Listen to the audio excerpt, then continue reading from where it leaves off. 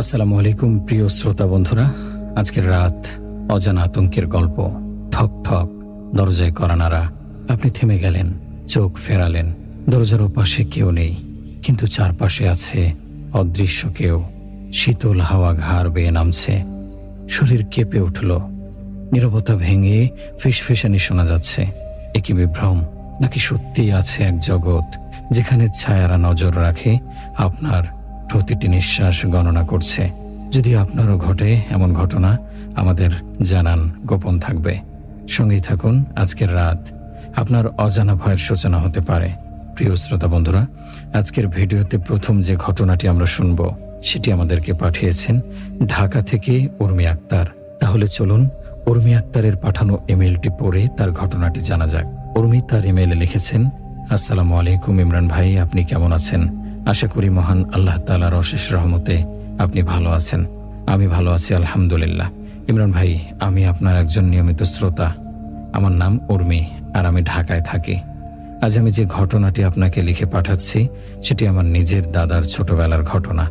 আমার দাদা তখন আনুমানিক 20 থেকে 22 বছর বয়সের ছিলেন। আমার দাদার নাম মোহাম্মদ সুফিয়ান। ঘটনাটি আমি আমার দাদার কাছ থেকে শুনেছিলাম। তাহলে আর বেশি কথা না বাড়িয়ে আমি মূল ঘটনায় চলে যাই। তবে এর আগে আমি কখনো আপনাকে বা অন্য কোথাও কোনো ঘটনা লিখে পাঠাইনি, তাই লেখালেখিতে আমার অভিজ্ঞতা নেই বললেই চলে। আমি চাই আমার ইমেলটি সিলেক্ট হলে আপনি ঘটনাটি নিজের মতো করে সাজিয়ে গুছিয়ে শ্রোতাদেরকে শোনাবেন। তাহলে ঘটনাটি আমি ঠিক সেইভাবে লিখি যেভাবে আমার দাদার কাছ থেকে শুনেছিলাম। বলতে ভুলে গেছি যে আমার দাদা যে গ্রামে থাকতেন সেই গ্রামেই ঘটনাটি তার সাথে ঘটেছিল। গ্রামটির নাম ডোমুরিয়া। বলছেন উর্মির দাদা সুফিয়ান। সবুজ ফসলের দিগন্ত জোড়া মাঠ, মেঠো পথ আর সহজ সরল মানুষের জীবনযাত্রা নিয়েই আমাদের এই ছোট্ট গ্রাম। গ্রামের 8-10টা ছেলের মতোই আমার দিন কাটত দুরন্তপনায়। স্কুল থেকে ফিরে বই খাতা একপাশে ছুঁড়ে ফেলে দিয়ে সোজা দৌড় দিতাম খেলার মাঠে। আমাদের মাঠটা ছিল গ্রামের একেবারে শেষ প্রান্তে, পাশেই বিশাল এক বেল। বিকেল হলেই আমরা সব বন্ধুরা মিলে সেখানে জড়ো হতাম। ক্রিকেট ছিল আমাদের সবচেয়ে প্রিয় খেলা। যতক্ষণ পর্যন্ত পশ্চিম আকাশে সূর্যটা লালাভা ছড়িয়ে বিদায় না নিত, আমাদের খেলা চলতেই থাকতো। সেদিনের ঘটনাটা আজও আমার মনে পড়লে বুকের ভেতরটা অজানা এক আতঙ্কে কেঁপে ওঠে। দিনটা ছিল আর 5টা দিনের মতোই সাধারণ। আমরা বন্ধুরা মিলে তুমুল উত্তেজনায় ক্রিকেট খেলছিলাম। কখন যে সূর্যটা ডুবে গিয়ে মাগরিবের সময় ঘনিয়ে এসেছে সেদিকে আমাদের কারো খেয়ালই ছিল না। কাছের মসজিদ থেকে যখন মাগরিবের আজানের সুমধুর ধ্বনি ভেসে এলো, তখন আমাদের সম্মেদ ফিরল। খেলা ভাঙলো, যে যার মতো সাইকেল কিংবা পায়ে হেঁটেই বাড়ির পথ ধরলো। আমাদের দলের বাকি সবার বাড়ি মোটামুটি কাছাকাছি গ্রামের ভেতরের দিকে, কিন্তু আমার বাড়িটা ছিল একটু দূরে, ফসলি জমির বিশাল এক প্রান্তর পেরিয়ে। তাই আমাকে একাই ফিরতে হচ্ছিল। মাঠ থেকে বেরিয়ে আমি সরু আইল পথে পা বাড়ালাম। দুই পাশে যত দূর চোখ যায় শুধু ধানের ক্ষেত। কিছুদিন আগেই ধান লাগানো হয়েছে, তাই গাছগুলো খুব বেশি বড় হয়নি, হাঁটু পর্যন্ত উঁচু। দিনের বেলায় এই পথটা আমার ভীষণ প্রিয়। সবুজ ধানের চারা হাওয়ায় দোল খায়, দেখতে কি যে ভালো লাগে। কিন্তু সন্ধ্যার পর এই পথটাই যেন এক অচেনা রূপ ধারণ করে। চারপাশটা কেমন থমথমে নির্জন হয়ে যায়। আজান শেষ হয়েছে কিছুক্ষণ হলো। আকাশটা গাঢ় নীল থেকে ধীরে ধীরে কালো হয়ে আসছিল। পশ্চিম আকাশে তখনও বিদায়ী সূর্যের সামান্য লালচে আভা লেগে আছে, কিন্তু তাও নেভু নেভু। আমি মোটামুটি দ্রুত পায়ে হাঁটছিলাম। মায়ের কথা বারবার মনে পড়ছিল। তিনি সবসময় বলেন, মাগরিবের আজানের আগেই ঘরে ফিরবি। সন্ধ্যার সময়টা ভালো না, একা একা বাইরে থাকতে নেই। কিন্তু খেলার নেশায় আমি প্রায়ই তার এই বারণ শুনতাম না। আজও তার ব্যতিক্রম হয়নি। ভাবছিলাম আজ বাড়ি ফিরলে মায়ের বকুনি থেকে আর রক্ষা নেই। এসব ভাবতে ভাবতেই আমি পথ চলছিলাম। চারপাশটা তখন প্রায় অন্ধকার হয়ে এসেছে। ঝিঝি পোকারা তাদের ঐকতান শুরু করে দিয়েছে, একটানা ডেকেই চলেছে। সেই শব্দ ছাড়া আর কোনো আওয়াজ নেই। বাতাসও যেন আজ বইতে ভুলে গেছে। সবকিছু কেমন নিস্তব্ধ। আমি যখন মাঠের প্রায় মাঝামাঝি চলে এসেছি, ঠিক তখনই ঘটল প্রথম অদ্ভুত ঘটনাটা। আমার ডান পাশের ফসলি জমির ভেতর থেকে ছড়ছড় করে একটা আওয়াজ হলো। মনে হলো কোনো কিছু একটা বেশ দ্রুত গতিতে আমার পাশ দিয়ে চলে গেল। প্রথমে আমি বিষয়টাকে তেমন পাত্তা দিলাম না। ভাবলাম হয়তো কোনো বেজি বা শিয়াল দৌড়ে গেল। গ্রামের দিকে সন্ধ্যার পরে সব প্রাণীর আনাগোনা খুব স্বাভাবিক ব্যাপার। আমি নিজের মতোই হাঁটতে থাকলাম, কিন্তু কয়েক পা এগোতেই আমার খটকা লাগলো। সেই ছড়ছড় আওয়াজটা থামেনি, বরং এখন মনে হচ্ছে আওয়াজটা আমার সাথে সাথে এগোচ্ছে। আমি হাঁটছি, আর আমার ডান পাশের ফসলের ভেতর দিয়ে কিছু একটা আমার সমান্তরালে ছেটে চলেছে। এবার আমার বুকের ভেতরটা একটু ধক করে উঠল। বন্য জন্তু হলে তো এতক্ষণ দৌড়ে পালিয়ে যেত, এভাবে সাথে সাথে হাঁটার কথা নয়। আমার মনে অজানা এক ভয় বাসা বাঁধতে শুরু করলো। যদি কোনো হিংস্র প্রাণী হয়, যদি হঠাৎ ক্ষেতের ভেতর থেকে ঝাঁপিয়ে পড়ে, এই চিন্তাটা মাথায় আসতেই আমার গা ছমছম করে উঠল। আমি দাঁড়িয়ে পড়লাম। সাথে সাথে ফসলের ভেতরে সেই আওয়াজটাও থেমে গেল। চারদিকে শুধু ঝিঝি পোকার একটানা ডাক। আমি কান পেতে রইলাম, কিন্তু আর কোনো শব্দ নেই। ভাবলাম মনের ভুলও তো হতে পারে, হয়তো বাতাসের কারণে ফসলের পাতা নড়ছিল আর আমি সেটাকে অন্য কিছু ভাবছি। নিজেকে সাহস জোগানোর জন্য এই যুক্তিটা খাড়া করলাম, কিন্তু পরক্ষণেই মনে হলো আজ তো বাতাস প্রায় নেই বললেই চলে। তাহলে আর স্থির থাকতে পারলাম না। যা থাকে কপালে ভেবে আমি আইল থেকে নেমে পাশের ক্ষেতের মধ্যে পা রাখলাম। কাদা আর পানিতে পা কিছুটা দেবে গেল। অন্ধকার এত ঘন যে ভালো করে কিছুই দেখা যাচ্ছে না। চাঁদের আলো তখন ওঠেনি। আমি প্যান্টটা একটু গুটিয়ে নিয়ে সাবধানে এগোতে থাকলাম। হাত দিয়ে ধানের চারাগুলো সরিয়ে সরিয়ে দেখার চেষ্টা করছিলাম কিছু দেখা যায় কিনা, কিন্তু নিকষ কালো অন্ধকারে সবকিছু যেন একাকার হয়ে গেছে। শুধু ধানের চারার আবছা অবয়ব আর পায়ের নিচের পানি ছাড়া কিছুই চোখে পড়ছে না। বেশ কিছুক্ষণ আমি এদিক ওদিক তাকালাম, কান পেতে থাকলাম, কিন্তু কিছুই দেখতে পেলাম না, কোনো আওয়াজও পেলাম না। ভাবলাম না, পুরোটাই আমার মনের ভুল। হয়তো সত্যিই কোনো প্রাণী ছিল যা আমাকে দেখে অন্যদিকে পালিয়ে গেছে। আমি কিছুটা স্বস্তি পেলাম। ঠিক করলাম আর সময় নষ্ট না করে তাড়াতাড়ি বাড়ি ফিরে যাব। এই ভেবে আমি যেই না ক্ষেত থেকে উঠে আবার আইলের ওপর পা রাখতে যাব, ঠিক তখনই সেই আওয়াজটা আবার শুনতে পেলাম। তবে এবার ডান দিক থেকে নয়, আমার ঠিক পেছনের ফসলের ভেতর থেকে ছড়ছড়। আমার বুকের রক্ত যেন হিম হয়ে গেল। তার মানে আমি যখন ক্ষেতের মধ্যে নেমে খুঁজছিলাম, তখন জিনিসটা আমার পেছনে চলে এসেছে। এটা কোনো সাধারণ প্রাণী হতে পারে না। সাধারণ প্রাণীর আচরণ এমন ধূর্ত হয় না। আমার সমস্ত শরীর ভয়ে অসাড় হয়ে আসতে চাইল। আমি আর এক মুহূর্ত সেখানে দাঁড়ালাম না, প্রায় লাফ দিয়ে আইলের ওপর উঠে এলাম। আমার হৃৎপিণ্ডটা এত জোরে ধুকপুক করছিল যে আমার নিজের কানে সেই শব্দ বাড়ি খাচ্ছিল। আমি আর পেছনে তাকানোর সাহস করলাম না। শুধু মনে হচ্ছিল কিছু একটা তো আছে, খুব খারাপ কিছু একটা আমার পিছু নিয়েছে। আর সেই খারাপ জিনিসের উপস্থিতি আমি আমার সমস্ত সত্তা দিয়ে অনুভব করতে পারছিলাম। ফসলের ভেতরের সেই ছড়ছড় আওয়াজটা যেন আমাকে ব্যঙ্গ করে হাসছিল। আমি দ্রুত পায়ে বাড়ির দিকে হাঁটতে শুরু করলাম, কিন্তু আমি জানতাম না এই রাতের বিভীষিকা কেবল শুরু হলো। ফসলের ক্ষেত থেকে আইলের ওপর উঠে এসে আমি এক মুহূর্তের জন্য দাঁড়ালাম না। আমার সমস্ত মনোযোগ তখন বাড়ির পথের দিকে। যতটা সম্ভব এই নির্জন প্রান্তর পেরিয়ে গ্রামের লোকালয়ে পৌঁছাতে হবে। আমার পা দুটো যেন নিজের থেকে দ্রুত চলতে শুরু করলো, কিন্তু আমার মনের ভেতর যে ঝড় বইছিল তা থামার কোনো লক্ষণই ছিল না। পেছনের সেই ছড়ছড় শব্দটা তখন আমার কানের ভেতর লেগে আছে। আমি জোর করে মন থেকে ভয়টা তাড়ানোর চেষ্টা করছিলাম, নিজেকে বোঝাচ্ছিলাম যে হয়তো ওটা কিছুই না, শুধু আমার মনের ভুল। কিন্তু অবচেতন মন কিছুতেই মানতে চাইছিল না। অন্ধকার তখন আরো জেঁকে বসেছে। চারপাশটা যেন কেউ একটা কালো কালি দিয়ে লেপে দিয়েছে। নিজের হাতটাও স্পষ্ট দেখা যাচ্ছিল না, শুধু পায়ের নিচের সরু সাদা মাটির আইলটা আবছাভাবে বোঝা যাচ্ছিল। আর সেটা ধরেই আমি এগোচ্ছিলাম। ঝিঝি পোকার ডাক ছাড়া চারদিকে আর কোনো শব্দ নেই। সেই একটানা শব্দটাও যেন এই নিস্তব্ধতাকে আরো বাড়িয়ে তুলছিল। পরিবেশটা এতটাই থমথমে হয়ে গিয়েছিল যে আমার নিজের নিঃশ্বাসের শব্দ কানে আসছিল। কোনো বাতাস ছিল না, একটা গাছের পাতাও নড়ছিল না। সবকিছু মিলেমিশে একটা দম বন্ধ করা পরিস্থিতির সৃষ্টি হয়েছিল। হাঁটতে হাঁটতে হঠাৎ আমার একটা অদ্ভুত অনুভূতি হলো। এখন আর ফসলের জমির ভেতর থেকে কোনো আওয়াজ আসছে না। সেই ছড়ছড় শব্দটা পুরোপুরি বন্ধ হয়ে গেছে। আমি কিছুটা স্বস্তি পাওয়ার চেষ্টা করলাম। ভাবলাম, যাক, হয়তো প্রাণীটা চলে গেছে। কিন্তু আমার সেই স্বস্তি এক মুহূর্তের জন্য স্থায়ী হলো না, কারণ পরক্ষণেই আমি নতুন এক আওয়াজ শুনতে পেলাম। এবার আওয়াজটা আসছে আমার ঠিক পেছন থেকে, আইলের ওপর থেকেই। খস খস খস খস, স্পষ্ট দুই পায়ে হেঁটে আসার শব্দ। আমার শির দ্বারা দিয়ে একটা ঠান্ডা স্রোত বয়ে গেল। এটা কোনোভাবেই মনের ভুল হতে পারে না। এ তো স্পষ্ট মানুষের হাঁটার শব্দ। কিন্তু এই জনমানব শূন্য প্রান্তরে আমার পেছনে কে আসবে? গ্রামের আর তো কেউ এদিকে আসার কথা নয়, সবার বাড়ি অন্যদিকে। এই চিন্তাটা মাথায় আসতেই আমার ভয়ের মাত্রা কয়েক গুণ বেড়ে গেল।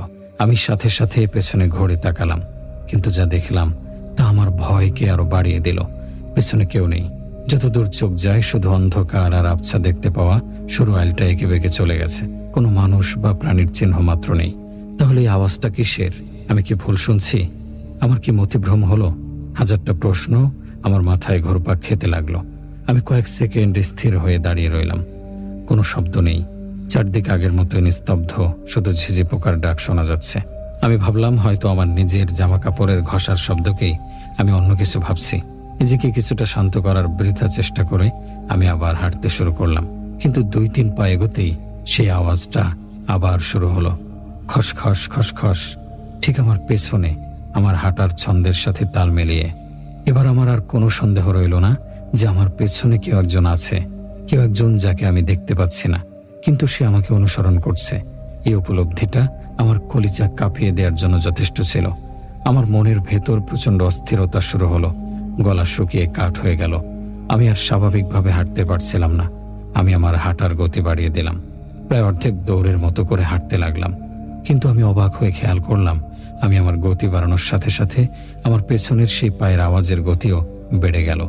সেই অদৃশ্য কেউ আমার সাথে পাল্লা দিয়ে হাঁটছে। আমি যদি ধীরে হাঁটি, আওয়াজটাও ধীরে আসে। আমি যদি দ্রুত হাঁটি, আওয়াজটাও দ্রুত হয়। এই ঘটনাটা আমাকে চূড়ান্তভাবে ভয় পাইয়ে দিল। তখন সময়টা ছিল মাগরিবের পর। আমরা আজান শুনে খেলা বন্ধ করে দিয়েছিলাম। মাগরিবের এই সময়টা নিয়ে গ্রামে অনেক কথা প্রচলিত আছে। মুরব্বীরা বলেন এই সময়টায় খারাপ জিনিসের আনাগোনা বেড়ে যায়, তাদের চলাচলের পথে পড়লে নাকি বিপদ হয়। মায়ের মুখ থেকে ওইসব কথা বহুবার শুনেছি। তিনি সবসময় বলতেন, সন্ধ্যার সময় একা একা কোথাও যাবে না, এই সময়টা ভালো না। আজ তার সেই কথাগুলো আমার কানে বাজতে লাগলো। কেন আমি আজ মায়ের কথা শুনলাম না? কেন আরো আগে বাড়ি ফিরলাম না? এই আফসোস আমাকে কুড়ে কুড়ে খাচ্ছিল। ভয়ে আমার চোখে পানি চলে আসার উপক্রম হলো। এই ভয়াবহ পরিবেশে আমার খুব মায়ের কথা মনে পড়তে লাগলো। মনে হচ্ছিল যদি কোনোভাবে দৌড়ে গিয়ে মায়ের আঁচলের নিচে লুকিয়ে পড়তে পারতাম, তাহলে হয়তো এই ভয় থেকে মুক্তি পেতাম। কিন্তু বাড়ি এখন অনেক দূর। এই দীর্ঘ পথ আমাকে একাই পাড়ি দিতে হবে, সাথে এক অদৃশ্য সঙ্গে নিয়ে। হঠাৎ আমার মাথায় একটা বুদ্ধি এলো। আমি পরীক্ষা করে দেখতে চাইলাম ব্যাপারটা আসলে কি। আমি হাঁটতে হাঁটতে আচমকা দাঁড়িয়ে পড়লাম। আমার হৃৎপিণ্ডটা তখন হাতুড়ির মতো পেটাচ্ছে। আমি কান খাড়া করে রইলাম। অবিশ্বাস্যভাবে আমার পেছনের সেই হাঁটার আওয়াজটাও সাথে সাথে বন্ধ হয়ে গেল। এক চুলও নড়চড় নেই। আমি স্থির, পেছনের আওয়াজও স্থির। আমি প্রায় 1.5 থেকে 2 মিনিট ঠায় দাঁড়িয়ে রইলাম। নিঃশ্বাস বন্ধ করে শোনার চেষ্টা করলাম কোনো আওয়াজ আসে কিনা। না, কোনো শব্দ নেই। চারদিক আগের মতোই শান্ত। যতক্ষণ আমি থেমেছিলাম, ওই আওয়াজটাও থেমেছিল। আমার শরীর ভয়ে কাঁপতে শুরু করলো। তার মানে এটা কোনো কাকতালীয় ঘটনা নয়। যা আমার পেছনে আছে তা অত্যন্ত বুদ্ধিমান এবং উদ্দেশ্য প্রণোদিতভাবেই আমাকে অনুসরণ করছে। আর সেটা কোনো বন্য প্রাণী নয়, কারণ বন্য প্রাণীর পায়ের আওয়াজ এমন হয় না। এটা মানুষের মতো 2 পায়ে হাঁটার আওয়াজ। কিন্তু কোনো মানুষ তো এমনভাবে লুকিয়ে থাকবে না। আমি আর দাঁড়িয়ে থাকতে পারলাম না। কাঁপতে কাঁপতে আবার হাঁটা শুরু করলাম। আর যেই না আমি প্রথম পা ফেলেছি, অমনি আমার পেছনের সেই পায়ের শব্দ শুরু হলো, খসখস খসখস। এবার আমার বুঝতে বাকি রইল না যে এই সন্ধ্যাটা আমার জীবনের সবচেয়ে ভয়ঙ্কর সন্ধ্যা হতে চলেছে। আমার পেছনে যা লেগেছে তা কোনো সাধারণ কিছু নয়। ওটা একটা খারাপ জিনিসের উপস্থিতি। আর আজ রাতে আমি সেই খারাপ জিনিসের কবলে পড়েছি। আমি শুধু মনে মনে আল্লাহকে ডাকতে লাগলাম আর প্রায় দৌড়াতে শুরু করলাম বাড়ির দিকে। কিন্তু আমি জানতাম এত সহজে আমার মুক্তি নেই। আমার ভেতরের ভয়টা তখন আর নিছক শঙ্কা বা উদ্বেগের পর্যায়ে ছিল না। সেটা পরিণত হয়েছিল জমাট বাঁধা আতঙ্কে। পেছনের অদৃশ্য অনুসারীর পায়ের শব্দ আমার প্রতিটি পদক্ষেপের সাথে মিশে যাচ্ছিল, যেন আমার এই ছায়ার মতো অবিচ্ছেদ্য। আমি যখন বুঝতে পারলাম যে থেমে গিয়ে কোনো লাভ নেই, বরং তাতে ভয়টা আরো বেশি করে চেপে বসছে, তখন আমি আমার হাঁটার গতি অনেক বাড়িয়ে দিলাম। প্রায় দৌড়ানোর কাছাকাছি গতিতে আমি সরু আইলটা ধরে ছুটতে লাগলাম। আমার উদ্দেশ্য ছিল একটাই, যত দ্রুত সম্ভব এই অভিশপ্ত প্রান্তর পেরিয়ে যাওয়া। আমি যত জোরে ছুটছিলাম, আমার পেছনের সেই পায়ের শব্দ তত দ্রুত হচ্ছিল। এখন আর খসখস শব্দ নয়, বরং ধুপ ধুপ করে দ্রুত দৌড়ে আসার মতো আওয়াজ হচ্ছিল। মনে হচ্ছিল যেন আমার ঘাড়ের ওপর ঝাঁপিয়ে পড়ার জন্যেই সে তার গতি বাড়িয়েছে। আমার ফুসফুস ফেটে যাচ্ছিল, কপাল বেয়ে দরদর করে ঘাম ঝরছিল, কিন্তু থামার কথা আমি চিন্তাও করতে পারছিলাম না। এই দৌড়ের মধ্যেই হঠাৎ আমার কানে একটা ডাক এলো, সুফিয়ান। গলাটা ছিল একজন পুরুষের, বেশ ভারী আর গম্ভীর কণ্ঠ। নির্জন প্রান্তরের নিস্তব্ধতা ভেদ করে সেই ডাকটা আমার কানে এসে বিঁধল। আমি যেন বিদ্যুতের শক খেলাম। আমার দৌড়ানো পা দুটো হঠাৎ করে থেমে গেল। আমি থমকে দাঁড়িয়ে পড়লাম। আমার সমস্ত শরীর যেন অবশ হয়ে গেছে। কে কে আমাকে এই নামে ডাকলো? এই নির্জন জায়গায় আমাদের গ্রামের পরিচিত কারো কণ্ঠ তো এমন নয়। এই কণ্ঠস্বরটা কেমন যেন অচেনা, অস্বাভাবিক। আমি দাঁড়িয়ে পড়লাম, কিন্তু পেছনে ফেরার সাহস আমার হলো না। আমার মনে হচ্ছিল পেছনে ফিরলেই হয়তো আমি এমন কিছু দেখব যা সহ্য করার ক্ষমতা আমার নেই। আবার দৌড়ানোর শক্তিও যেন হারিয়ে ফেলেছি। সেই ডাকটা আমার সাহসটুকু নিংড়ে নিয়েছিল। আমার মনে হচ্ছিল এই বুঝি কেউ পেছন থেকে আমার ঘাড়টা খপ করে চেপে ধরবে। আমি ভয়ে কাঁপতে কাঁপতে আবার অতি সন্তর্পণে পা বাড়ালাম। আমার শরীরটা যেন আমার নিয়ন্ত্রণে ছিল না। কোনো মতে আমি নিজেকে টেনে নিয়ে যাচ্ছিলাম। কয়েক পা এগোতেই আবার সেই ডাক, সুফিয়ান। এবারও সেই একই পুরুষ কণ্ঠ, একই রকম গম্ভীর, কিন্তু এবার যেন ডাকের মধ্যে একটা ধমকের সুর ছিল। যেন আমি প্রথমে ডাকে সাড়া না দেয়ায় সে বিরক্ত হয়েছে। আমি আর সহ্য করতে পারছিলাম না। আমার চোখে পানি চলে এসেছে। আমি কোনো উত্তর দিলাম না, পেছনেও তাকালাম না। শুধু কাঁপা কাঁপা পায়ে সামনের দিকে এগোতে থাকলাম। আমার সাথে সাথে আমার পেছনে সে পায়ের শব্দ আবার চলতে শুরু করলো। কিন্তু এখন আর দৌড়ে আসার শব্দ নয়, বরং ধীরে সুস্থে আমার হাঁটার সাথে তাল মিলিয়ে হাঁটার শব্দ। যেন সে আমাকে নিয়ে খেলা করছে। আমি মনে মনে হেতল করছি, পড়তে শুরু করলাম। যতটুকু মনে ছিল বারবার সেটাই আওড়াচ্ছিলাম। আল্লাহকে ডাকছিলাম যেন তিনি আমাকে এই বিপদ থেকে রক্ষা করেন। বাড়ি এখনো বেশ কিছুটা দূরে, প্রায় অর্ধেক রাস্তা বাকি। এই বাকি পথটুকু আমি কিভাবে পার হব সে চিন্তায় আমার আত্মা শুকিয়ে যাচ্ছিল। হাঁটতে হাঁটতে হঠাৎ আমি আবার একটা ডাক শুনতে পেলাম, সুফিয়ান, ও সুফিয়ান। কিন্তু এবার আমি চমকে উঠলাম, কারণ এই কণ্ঠস্বরটা আগের মতো পুরুষালী আর গম্ভীর নয়। এটা একটা নারীর কণ্ঠ, বেশ মিষ্টি, কিন্তু কেমন যেন অস্বাভাবিক রকমের তীক্ষ্ণ। সেই কণ্ঠস্বরে এমন কিছু একটা ছিল যা আমার হাড় পর্যন্ত কাঁপিয়ে দিল। পরপর দুইবার দুই ভিন্ন কণ্ঠের ডাক শুনে আমি চূড়ান্তভাবে নিশ্চিত হয়ে গেলাম যে আমার পেছনে যা লেগেছে তা কোনো সাধারণ কিছু নয়। এটা নিশ্চিতভাবেই কোনো খারাপ জিনিস। প্রথমে পুরুষের কণ্ঠ, তারপর নারীর কণ্ঠ। এটা কোনো মানুষের পক্ষে সম্ভব নয়। আমার তখন দাদুর বলা কথাগুলো মনে পড়ছিল। তিনি বলতেন, মাগরিবের সময় খারাপ জিনিসরা নানা রূপ ধরে নানা স্বরে ডেকে মানুষকে বিভ্রান্ত করে। তাদের ডাকে সাড়া দিলেই নাকি সর্বনাশ। তারা ঘাড় মটকে দেয়, নয়তো তুলে নিয়ে যায়। এই কথাগুলো মনে পড়তে আমার ভয়টা সহস্রগুণ বেড়ে গেল। আমি বুঝতে পারছিলাম আজ আমার বড় কোনো বিপদ ঘনিয়ে এসেছে। কিন্তু এবারও আমি পেছনে তাকানোর সাহস পেলাম না। আমি জানি পেছনে তাকালেই আমি হেরে যাব। আমি শুধু সামনের দিকে তাকিয়ে হাঁটতে থাকলাম। আমার চোখ দুটো ঝাপসা হয়ে আসছিল। সরু আইলটাও যেন আমার সাথে ছলনা করছিল। বারবার মনে হচ্ছিল এই বুঝে আমি পা পিছলে পাশের কাদা পানিতে পড়ে যাব। আমার সাথে তাল মিলিয়ে সেই অদৃশ্য অবয়বের পায়ের শব্দ এগিয়ে চলছিল। কখনো মনে হচ্ছিল শব্দটা ঠিক আমার পেছনে, আবার কখনো মনে হচ্ছিল আমার ডান পাশে বা বাম পাশে। যেন সে আমার চারপাশে ঘুরছে আর আমাকে পর্যবেক্ষণ করছে। আমি মনে মনে প্রতিজ্ঞা করলাম, আজ যদি কোনোভাবে সহি সালামতে বাড়িতে ফিরতে পারি, তাহলে আর কোনোদিনও আমি মায়ের কথা অমান্য করে সন্ধ্যা পর্যন্ত বাড়ির বাইরে থাকবো না। মাগরিবের আজানের আগেই আমি ঘরে ফিরব। এই প্রতিজ্ঞা করতে করতে আমি হাঁটছিলাম। আমার সমস্ত শরীর, মন, আত্মা সবকিছু জুড়ে তখন কেবল একটাই প্রার্থনা, হে আল্লাহ, আমাকে বাঁচাও। আমার মনে হচ্ছিল সময় যেন থমকে গেছে। আমি অনেকক্ষণ ধরে হাঁটছি, কিন্তু পথ যেন ফুরাচ্ছে না।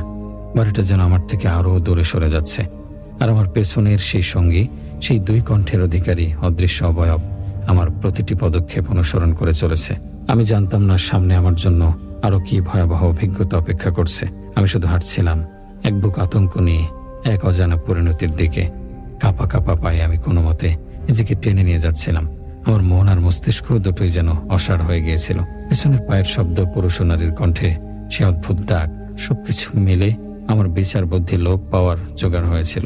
আমি শুধু একটাই কাজ করতে পারছিলাম, আর তা হলো সামনের দিকে হেঁটে যাওয়া। কিন্তু আমার এই হেঁটে যাওয়াটাও যেন ছিল এক দুঃস্বপ্নের ঘোরে পথ চলার মতো। হাঁটতে হাঁটতে হঠাৎ এক ভয়ঙ্কর অনুভূতিতে আমার সমস্ত শরীর শক্ত হয়ে গেল। আমার ঘাড়ের ঠিক পেছনে, কানের খুব কাছে কেউ যেন একটা গরম নিঃশ্বাস ফেলল। সেই নিঃশ্বাসটা এতটাই উত্তপ্ত ছিল যে আমার মনে হলো কেউ যেন আমার চামড়ার ওপর একটা জ্বলন্ত কয়লা চেপে ধরেছে। সাথে সাথে আমার সারা গায়ের লোম কাটা দিয়ে খাড়া হয়ে গেল। শির দ্বারা বেয়ে যেন বরফ ঠান্ডা একটা স্রোত নেমে গেল। এই অনুভূতিটা এতটাই ভয়ঙ্কর ছিল যে আমার কলিজাটা যেন ভয়ে সংকুচিত হয়ে গলার কাছে চলে এসেছিল।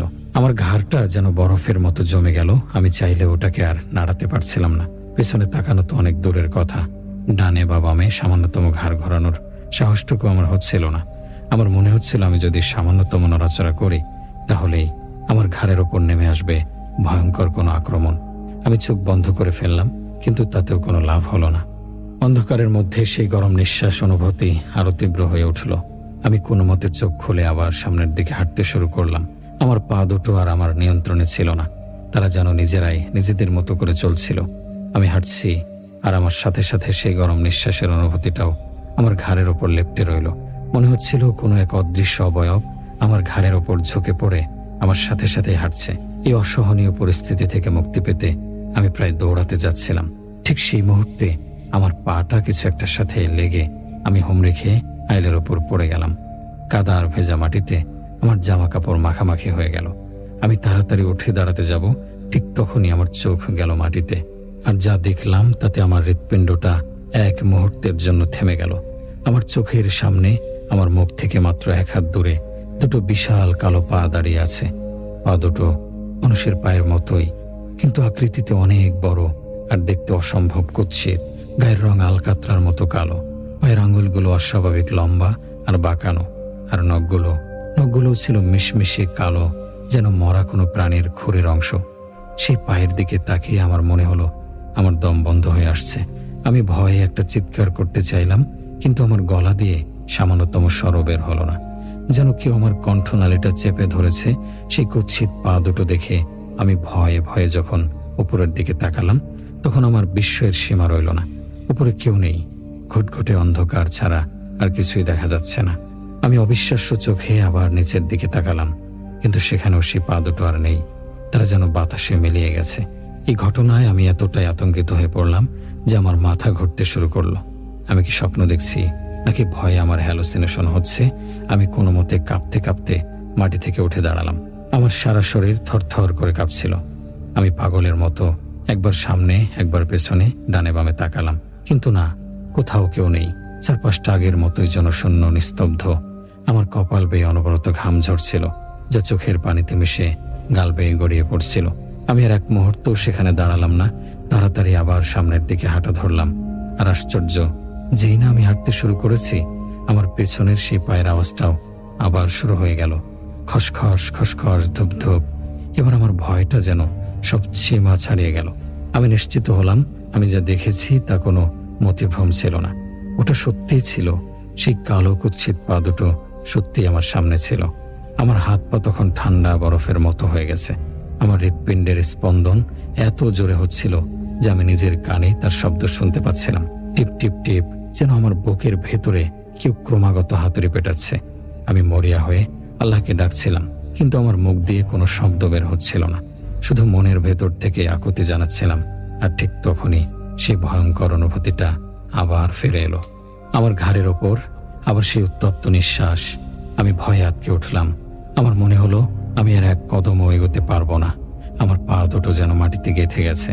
পিছনে তাকানোর সাহস আমি আবার হারিয়ে ফেললাম। আমি শুধু চোখ বন্ধ করে ফেললাম আর অপেক্ষা করতে লাগলাম আমার অবশ্যম্ভাবী ভয়ঙ্কর পরিণতির জন্য। আমি বুঝতে পারছিলাম সেই খারাপ জিনিসটা আর আমার সাথে লুকোচুরি খেলছে না। সে এখন সরাসরি আমার মুখোমুখি হতে চায়। আর সেই মুখোমুখি হওয়ার ফলাফল কি হবে তা কল্পনা করার শক্তিও আমার ছিল না। ঘাড়ের ওপর সেই উত্তপ্ত নিঃশ্বাসের অস্তিত্ব নিয়ে আমি যখন প্রায় জমে গিয়েছিলাম, ঠিক তখনই আমার কানে আবার সেই কণ্ঠস্বর ভেসে এলো। এবারও সেই পুরুষ কণ্ঠ, কিন্তু এবার তার স্বরে কোনো গম্ভীর বা রহস্যময়তার লেশমাত্র ছিল না। যা ছিল তা হলো বিশুদ্ধ জমাট বাঁধা ক্রোধ। মনে হচ্ছিল কণ্ঠস্বরের অধিকারী অস্তিত্বটি আমার উপর প্রচণ্ড রেগে আছে। তার গলার প্রতিটি শব্দ যেন আগুন ঝরে পড়ছিল। সোফিয়ান, শুধু নাম ধরে ডাক দিয়ে সে এবার ক্ষান্ত হলো না। অত্যন্ত কর্কশ এবং রাগান্বিত স্বরে সে বলে উঠল, আমার ডাকে সাড়া দিবি না তো? তাহলে আমিও তোকে আজ তোর বাড়িতে যেতে দেব না। এই কথাটা শোনার পর আমার পায়ের নিচ থেকে যেন মাটি সরে গেল। এ তো সরাসরি হুমকি। তার মানে সে যে আমাকে ডাকছিল সেটা কোনো সাধারণ ডাক ছিল না। সে চাইছিল আমি তার ডাকে সাড়া দেই, আর আমি সাড়া না দেয়ায় সে এখন ক্রুদ্ধ। তার শেষ কথাটা আমার কানের ভেতর যেন সীসার মতো গলে ঢুকে গেল। আমিও তোকে আজ তোর বাড়িতে যেতে দেব না। এই কথা শোনার পর আমার আর হাঁটার মতো অবস্থা ছিল না। আবার ভয়ে থমকে দাঁড়িয়ে থাকার সাহসও হচ্ছিল না। আমি এক অবর্ণনীয় ভয় সংকটে পড়লাম। আমি যদি হাঁটি সে হয়তো আমাকে আক্রমণ করবে, আর যদি দাঁড়িয়ে থাকি তাহলেও রক্ষা নেই। এমন ভয়ঙ্কর পরিস্থিতিতে আমি আমার জীবনে আগে কখনো পড়িনি। ওই কণ্ঠস্বরের হুমকি শুনে আমি আর নিজেকে সামলাতে পারলাম না। আমার চোখ ফেটে কান্না চলে এলো। আমি নিঃশব্দে কাঁদতে শুরু করলাম। আমার মনে হচ্ছিল আমার হাত পা গুলো কেমন যেন অবশ্যই বেঁকে আসছে। শরীরটা আর আমার নিয়ন্ত্রণে নেই। স্নায়ুগুলো সব যেন ছিঁড়ে যাচ্ছে। আমার মনে হচ্ছিল আমি হয়তো ভয়ে এখানে মরে পড়ে থাকবো। কিন্তু এরপর আমি যা দেখলাম তা দেখার জন্য আমি মোটেও প্রস্তুত ছিলাম না। সেই দৃশ্য দেখার পর আমার কান্না, ভয়, অস্থিরতা সবকিছু যেন এক মুহূর্তে থেমে গেল।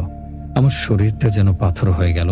আমার সামনে থেকে প্রায় ৬-৭ হাত দূরে আইলের মাঝখানে একটা কালো বেদঘুটে মানুষ আকৃতির অবয়ব দাঁড়িয়ে আছে। এবার আমি থমকে গেলাম। আমার পা দুটো আর এক কদমও সামনে এগোনোর সাহস করতে পারল না। আমি স্থির চোখে সেটার দিকে তাকিয়ে রইলাম। চারপাশের অন্ধকারের চেয়েও গাঢ় কালো সে অবয়ব। তার শরীরের কোনো গঠন বা আকৃতি ঠিক মতো বোঝা যাচ্ছিল না। শুধু বোঝা যাচ্ছিল যে সেটা অস্বাভাবিক রকমের লম্বা, সাধারণ মানুষের চেয়ে অনেক বেশি। তার গায়ে কোনো পোশাক আছে কি নেই সেটাও বোঝার উপায় ছিল না। পুরো শরীরটাই যেন চলমান এক অন্ধকার। দেখতে পুরুষের মতো লাগছিল না, আবার নারীর মতো না। ওটা ছিল এমন কিছু যা মানুষের সংজ্ঞার বাইরে। সেই কালো কুচকুচে অবয়বের কিছু স্পষ্ট ছিল না, শুধু দুটো জিনিস ছাড়া। তার চোখের জায়গায় দুটো লাল টকটকে অঙ্গার যেন জ্বলজ্বল করছিল। নিকষ কালো অন্ধকারের মধ্যে সেই লাল চোখ দুটো ছাড়া আর কিছুই দেখা যাচ্ছিল না। মনে হচ্ছিল দুটো জ্বলন্ত কয়লার টুকরো কেউ শূন্যে ঝুলিয়ে রেখেছে। সেই চোখ দুটো স্থিরভাবে আমার দিকেই তাকিয়েছিল। সেই দৃষ্টিতে কি ছিল তা আমি ভাষায় প্রকাশ করতে পারবো না। সেখানে ছিল ঘৃণা, ক্রোধ আর শিকারকে হাতের মুঠোয় পাওয়ার এক বিভৎস আনন্দ। আমি কোথায় যাব, কি করব, কিছুই বুঝে উঠতে পারছিলাম না। আমার পালানোর সব পথ যেন বন্ধ হয়ে গেছে। সামনে সেই ভয়ঙ্কর অবয়ব, আর পেছনেও যে নিরাপদ তার কোনো নিশ্চয়তা নেই। আমি আইলের মাঝখানে আটকা পড়ে গেছি। আমার মনে হচ্ছিল আমার জীবনের শেষ মুহূর্ত ঘনিয়ে এসেছে। এই কালো অবয়বে হয়তো আজ রাতে আমার প্রাণ নেবে। আমি তার দিকে তাকিয়েছিলাম আর সে আমার দিকে তাকিয়েছিল। সময় যেন অনন্তকালের জন্য থেমে গেছে। চিচি পোকার ডাকও যেন বন্ধ হয়ে গেছে। চারদিকে এক কবরের নিস্তব্ধতা। শুধু আমি আর আমার সামনে দাঁড়ানো সেই ভয়ঙ্কর অকল্পনীয় খারাপ জিনিসটা। তার লাল চোখ দুটো আমার আত্মার গভীরে যেন গেঁথে যাচ্ছিল। আমি অনুভব করতে পারছিলাম সে শুধু আমার শরীরকেই দেখছে না, সে আমার ভেতরের ভয়টাকেও উপভোগ করছে। আমার মনে হচ্ছিল এই বুঝি সে আমার দিকে এগিয়ে আসবে। আর সেই চিন্তায় আমার নিঃশ্বাস প্রায় বন্ধ হয়ে যাওয়ার উপক্রম হলো। আমি জানতাম আমার আর কিছুই করার নেই। আমি এক ভয়ঙ্কর ফাঁদে পা দিয়ে ফেলেছি, যেখান থেকে বেরোনোর কোনো পথ আমার জানা নেই। আমি থমকে দাঁড়িয়ে আছি তো আছি। আমার শরীরটা যেন আমার নিজের ছিল না, সেই একটা পাথরের মূর্তিতে পরিণত হয়েছিল, যার মধ্যে কোনো অনুভূতি বা নড়াচড়ার ক্ষমতা নেই। আমি না পারছিলাম ডানে যেতে, না পারছিলাম বামে। হাত পা নাড়াচাড়া করার শক্তিও লোপ পেয়েছিল। এমনকি আমার চোখের পলক পর্যন্ত পড়ছিল না। আমার মনে হচ্ছিল আমার পুরো শরীরটাকে কেউ যেন অদৃশ্য কোনো শক্তি দিয়ে আষ্টে পৃষ্ঠে বেঁধে ফেলেছে। আমি কেবল অসহায়ের মতো আমার সামনে দাঁড়ানো সেই কালো অবয়বের দিকে তাকিয়েছিলাম। আমি দেখতে পেলাম সেই অবয়বটা ধীরে ধীরে আমার দিকে এগিয়ে আসছে। তার কোনো পা দেখা যাচ্ছিল না। মনে হচ্ছিল সে যেন মাটির উপর দিয়ে ভেসে ভেসে আসছে। তার প্রতিটি নড়াচড়া ছিল নিঃশব্দ কিন্তু ভয়ঙ্কর। সে যখন আমার দিকে এগোচ্ছিল তখন হঠাৎ এক বিকট হাসির শব্দে চারপাশের নিস্তব্ধতা খান খান হয়ে গেল। সেই হাসিটা কোনো মানুষের হাসি ছিল না, ওটা ছিল এক বিভৎস কর্কশ আওয়াজ। সেই হাসির কণ্ঠ একজন মহিলার নাকি পুরুষের তা বোঝার কোনো উপায় ছিল না। শুধু বোঝা যাচ্ছিল সেই হাসিতে মিশে আছে চরম উল্লাস আর নিষ্ঠুরতা। এমন বিকট এবং ভয়ঙ্কর হাসি আমি আমার জীবনে এর আগে কখনোই শুনিনি। সেই হাসির শব্দ আমার কানে তালা লাগিয়ে দিচ্ছিল। আমার মস্তিষ্কের ভেতর যেন কেউ হাতুড়ি দিয়ে পেটাচ্ছিল। ওই অবয়বটা হাসতে হাসতেই আমার দিকে এগিয়ে আসছিল। যখন সে আমার থেকে মাত্র 3 বা 4 কদম দূরে, তখন আমি আর এই ভয়ঙ্কর দৃশ্য সহ্য করতে পারলাম না। আমার শরীরের উপর থেকে অদৃশ্য বাঁধনটা যেন এক মুহূর্তের জন্য আলগা হয়ে গেল। আমার অবশ হয়ে যাওয়া কণ্ঠনালী দিয়ে শেষবারের মতো একটা চিৎকার বেরিয়ে এলো। আমি মুখ খুলে শুধু বলতে পারলাম, আল্লাহ গো। আমার এই আর্তনাদটুকু শেষ হওয়ার সাথে সাথেই আমার চোখ দুটোতে যেন নিকষ কালো অন্ধকার নেমে এলো। আমার চারপাশের জগৎ, সে ভয়ঙ্কর অবয়ব, তার লাল চোখ, সে বিকট হাসি, সবকিছু এক মুহূর্তে বিলীন হয়ে গেল। আমি জ্ঞান হারিয়ে আইলের ওপর লুটিয়ে পড়লাম। এরপর আমার যখন জ্ঞান ফিরল, আমি চোখ মেলে নিজেকে আবিষ্কার করলাম আমার নিজের ঘরে, আমার চেনা বিছানায়। প্রথমে আমি কিছুই বুঝতে পারছিলাম না। আমার মাথাটা ভীষণ ভারী লাগছিল। আমি পিটপিট করে তাকিয়ে দেখলাম আমার চারপাশে আমার মা বাবা, ছোট বোন আর ভাই বসে আছে। তাদের সবার মুখে গভীর উদ্বেগের ছাপ। আর তাদের পাশে দাঁড়িয়ে আছে আমার পাশের বাড়ির নয়ন ভাই, আর তিনিও আমাকে খুব স্নেহ করতেন। আমার জ্ঞান ফিরতে দেখে মা কান্না জড়িত কণ্ঠে বলে উঠলেন, বাবা সুফিয়ান, চোখ খুলেছিস? কি হয়েছিল তোর? এমন করছিস কেন? আমি উঠে বসার চেষ্টা করলাম, কিন্তু আমার সারা শরীরে প্রচন্ড ব্যথা, বিশেষ করে ঘাড় আর পিঠে। আমি কিছু বলতে যাব, কিন্তু ভয়ে আমার গলা দিয়ে কোনো স্বর বের হচ্ছিল না। আমার জবান যেন তোতলানো শুরু করেছে আর শরীরটা ঠকঠক করে কাঁপছিল। বাবা আমার মাথায় হাত বলিয়ে দিয়ে বললেন, ভয় পাস না বাবা, আমরা তো আছি। কি হয়েছে আমাদের খুলে বল। খুব কষ্ট করে থেমে থেমে ভাঙা ভাঙা গলায় আমি সবাইকে রাতের সে ভয়ঙ্কর ঘটনার কথা বললাম। প্রথম থেকে শেষ পর্যন্ত যা যা আমার সাথে ঘটেছে তার বিন্দুমাত্র বাদ দিলাম না। আমার কথা শুনতে শুনতে আমার মায়ের চোখ দিয়ে পানি গড়িয়ে পড়ছিল। বাবার মুখটা কঠিন হয়ে উঠেছিল। আমার কথা শেষ হলে নন ভাই বললেন, আমি বাজার থেকে ফিরছিলাম, তোর মা আমাকে ফোন করে বলল যে তুই এখনো বাড়ি ফিরিসনি। তাই আমি এই পথ দিয়ে আসছিলাম তোকে খুঁজতে। মাঠের মাঝামাঝি এসে দেখি আইলের ওপর কেউ একজন পড়ে আছে। টর্চ জেলের কাছে গিয়ে দেখি তুই। আমি তোকে অনেকবার ডাকলাম, কিন্তু তোর কোনো সাড়া নেই। তোর শরীরটা বরফের মতো ঠান্ডা হয়ে গিয়েছিল। আমি তোকে কোলে করে বাড়িতে নিয়ে এসেছি। নয়ন ভাইয়ের কথা শুনে আমি বুঝতে পারলাম কিভাবে আমি বাড়ি পৌঁছলাম। যদি সেদিন নয়ন ভাই সময় মতো সেখানে না পৌঁছাতেন তাহলে আমার কি হতো তা ভাবতেও আমার গা শিউরে ওঠে। সেই ঘটনার পর অনেকদিন পর্যন্ত আমি জ্বরে ভুগেছিলাম। রাতের বেলায় ঘুমের মধ্যে প্রায় চিৎকার করে উঠতাম, দুঃস্বপ্ন দেখে আটকে উঠতাম। আমার মা বাবা অনেক দোয়া দরুদ পড়ে তাবিজ কবজ দিয়ে আমাকে সুস্থ করে তোলেন। সেই ভয়ঙ্কর রাতের পর থেকে আমার জীবনটা পুরোপুরি বদলে গিয়েছিল। আমি আর কোনোদিনও মাগরিবের পর বাড়ির বাইরে থাকিনি। মাগরিবের আজান হওয়ার আগেই আমি যেখানেই থাকতাম না কেন সেখান থেকে সোজা বাড়িতে চলে আসতাম। যদি কখনো কোনো কারণে বাইরে থাকতে হতো তাহলে কাছাকাছি কোনো বন্ধু বা পরিচিতদের বাড়িতে আশ্রয় নিতাম। কিন্তু একা একা মাগরিবের পর রাস্তায় বা অন্য কোনো নির্জন জায়গায় এক মুহূর্তও থাকতাম না। সেই রাতের ঘটনা আমার মনে এক গভীর দাগ কেটে দিয়েছে, যা হয়তো আমি আর সারা জীবনেও ভুলতে পারবো না। সে অদৃশ্য অবয়ব, সেই জ্বলন্ত লাল চোখ আর সেই বিকট হাসি আজও মনে পড়লে আমার রাতের ঘুম উবে যায়, আর সেই দৃশ্যগুলো চোখের সামনে তাজা হয়ে ভেসে ওঠে। প্রিয় শ্রোতা বন্ধুরা, এই ছিল উর্মিয়াপুর দাদার ঘটনা। ঘটনাটি আপনাদের কাছে কেমন লেগেছে তা এখনই কমেন্টে লিখে ফেলুন। আমার কাছে ঘটনাটি খুবই লোমহর্ষক লেগেছে। এত চমৎকার একটা ঘটনা লিখে পাঠানোর জন্য উর্মিয়াপুকে ধন্যবাদ। এখন আমরা চলে যাব আমাদের আজকের শেষ ঘটনার দিকে। আর শেষ ঘটনা ইমেল করে আমাদেরকে পাঠিয়েছেন মাদারীপুর থেকে আলামিন। তাহলে চলুন সরাসরি আলামিন ভাইয়ের ইমেলটি পড়ে ফেলা যাক। আলামিন ভাই তার ইমেলে লিখেছেন, আসসালামু আলাইকুম ইমরান ভাই, আপনি কেমন আছেন? আশা করি ও দোয়া করি সবসময় আপনি ভালো থাকুন। ইমরান ভাই, আমার নাম আলামিন আর আমি মাদারীপুর থাকি। বর্তমানে পড়াশোনা করছি। আজ আমি যে ঘটনাটি আপনাকে লিখে পাঠাতে যাচ্ছি সেটি ঘটেছিল আমার দাদা ও দাদার বোনের সাথে। আমার দাদারা 2 বোন আর 1 ভাই। বোন 2 জন বড় আর আমার দাদা ছোট। তাদের সাথে যে ঘটনাটি ঘটে সেটি খুব ভয়ঙ্কর একটা ঘটনা। তখন আমার দাদা আর তার বোনেরা মোটামুটি 22 থেকে 25 বছরের আশেপাশে ছিল। যাই হোক, ঘটনাটি আমি শুনেছিলাম আমার দাদার কাছ থেকে, আমার দাদার বোনদের থেকেও শুনেছি। আমার দাদার বড় বোনের নাম সোমা, তারপরের জনের নাম শান্তা আর আমার দাদার নাম মিজান। যাই হোক, এখন আমি মূল ঘটনায় চলে যাই। ঘটনাটি ঠিক সেইভাবে বলি যেভাবে আমার দাদার কাছ থেকে শুনেছিলাম। বলছেন আলামিনের দাদা মিজান। বাবার একটা পুরনো কিন্তু বেশ মজবুত নৌকা ছিল। দুপুরে খাওয়া দাওয়া সেরে আমরা 3 জন সেই নৌকা নিয়েই বেরিয়ে পড়লাম। বইটা আমার হাতেই ছিল। আমি বেশ ভালো নৌকা চালাতে পারতাম। সোমা আপা আর শান্তা আপা নৌকার মাঝে বসেছিল মাছ ধরার সরঞ্জাম নিয়ে। আমাদের পরিকল্পনা ছিল সন্ধ্যার আগে বেশ কিছু মাছ ধরে বাড়ি ফিরব। নিশ্চয়ই খুশি হবেন। নদীর শান্ত পানিতে বৈঠার ছলাৎ ছলাৎ শব্দ তুলে আমরা এগিয়ে চললাম। নদীর মাঝামাঝি জায়গায় মাছ বেশি পাওয়া যায়, তাই আমি সেদিকেই নৌকা চালিয়ে নিয়ে যাচ্ছিলাম। নদীর বুকে মৃদু মন্দ বাতাস বইছিল, যা আমাদের শরীর জুড়িয়ে দিলেও রোদের তেজ কমাতে পারছিল না। আমরা 3 জন মিলে গল্প করছিলাম, হাসাহাসি করছিলাম। শান্তা আপা তার স্বভাব সুলভ ভঙ্গিতে অনর্গল কথা বলে যাচ্ছিল। সোমা আপা মাঝে মাঝে তাকে ধমক দিচ্ছিল, আবার কখনো তার কথায় হেসে উঠছিল। দেখতে দেখতে আমরা নদীর বেশ অনেকটা গভীরে চলে এলাম। এখানে এসে আমরা বড়শি ফেললাম। কিছুক্ষণের মধ্যেই টুকটাক করে মাছ ধরা পড়তে লাগলো। পুঁটি, ট্যাংরা আর কয়েকটা মাঝারি আকারের রুই মাছও উঠল। আমরা বেশ উত্তেজিত হয়ে পড়লাম। মাছ ধরার নেশায় সময়ের হিসেব হারিয়ে ফেলেছিলাম। যখন আমাদের হুঁশ ফিরল তখন পশ্চিমে সূর্যটা ঢলে পড়েছে। আকাশ জুড়ে সিঁদুরে আভা। নদীর পানি সেই আলোয় চিকচিক করছে, যেন কেউ গলানো সোনা ঢেলে দিয়েছে। পাখিরা ঝাঁক বেঁধে নিজেদের বাসায় ফিরছে। এক অপূর্ব শান্তিময় দৃশ্য। সুমাপা বলল, মিজান, অনেক বেলা হয়েছে, এবার চল, বাড়ি ফিরতে হবে। মা চিন্তা করবেন। আমি আকাশের দিকে তাকিয়ে বললাম, হ্যাঁ আপা, চলো। সন্ধ্যা হয়ে এলো প্রায়। শান্তা আপাও বাড়ি ফেরার জন্য উদ্গ্রীব হয়ে উঠল। সে অন্ধকারে থাকতে খুব ভয় পায়। আমি বড়শি গটিয়ে নৌকার মুখ ঘাটের দিকে ঘোরালাম। কিন্তু তখনই ঘটল সেই অদ্ভুত ঘটনাটা। যে মুহূর্তে আমি নৌকাটা ঘুরিয়েছি ঠিক সেই মুহূর্তে কোথা থেকে যেন একটা দমকা ঝড়ো হাওয়া এসে আমাদের নৌকার উপর আছড়ে পড়ল।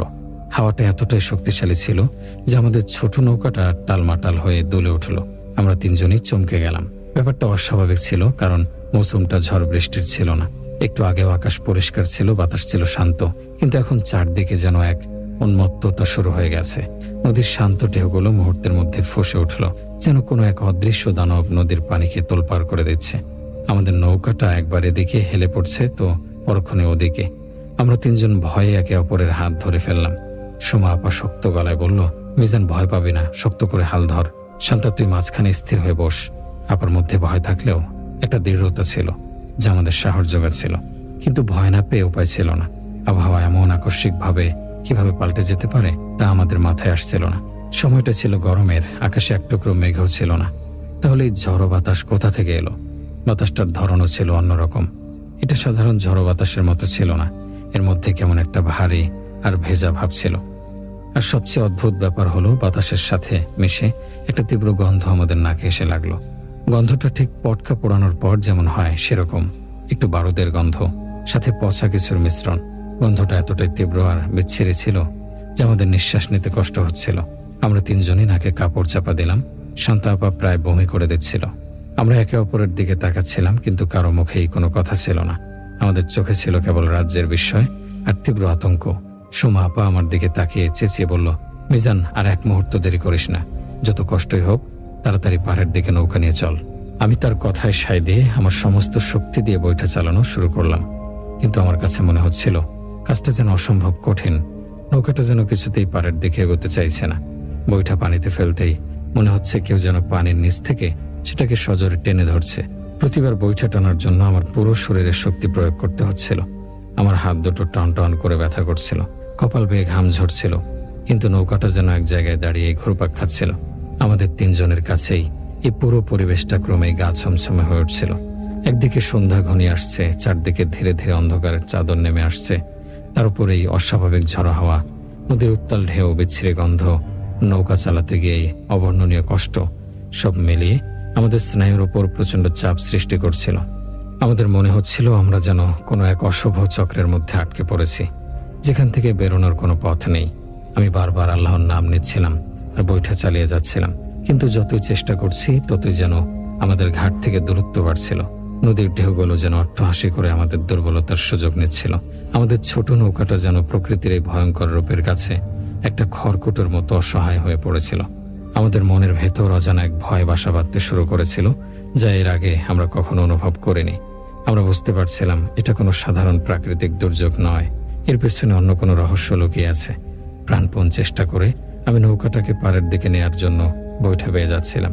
ঝড়ো হাওয়া আর উত্তাল ঢেউয়ের সাথে আমার শরীরের সমস্ত শক্তি দিয়ে লড়াই করছিলাম। সোমা আপা আর শান্তা আপা ভয়ে জড়সড় হয়ে নৌকার মাঝে বসেছিল। তাদের ফ্যাকাশে মুখ দেখে আমার ভয়টা আরো বেড়ে যাচ্ছিল। প্রায় মিনিট 10 ধরে এই অসম লড়াই চলার পর হঠাৎ করে সবকিছু থেমে গেল। যে দমকা হাওয়াটা এতক্ষণ ধরে আমাদের উপর তাণ্ডব চালাচ্ছিল সেটা আচমকা বন্ধ হয়ে গেল। নদীর ফুঁসে ওঠা ঢেউগুলো ধীরে ধীরে শান্ত হয়ে এলো। চারদিকে নেমে এলো এক অদ্ভুত অস্বাভাবিক নীরবতা। বাতাসটা থেমে যাওয়ায় আমরা তিনজন যেন হাঁফ ছেড়ে বাঁচলাম। আমি হাঁপাচ্ছিলাম, আমার পুরো শরীর ঘামে ভিজে গিয়েছিল। সোমা আপা আমাকে এক বোতল পানি এগিয়ে দিল। আমি ঢকঢক করে প্রায় অর্ধেকটা পানি এক নিঃশ্বাসে শেষ করে ফেললাম।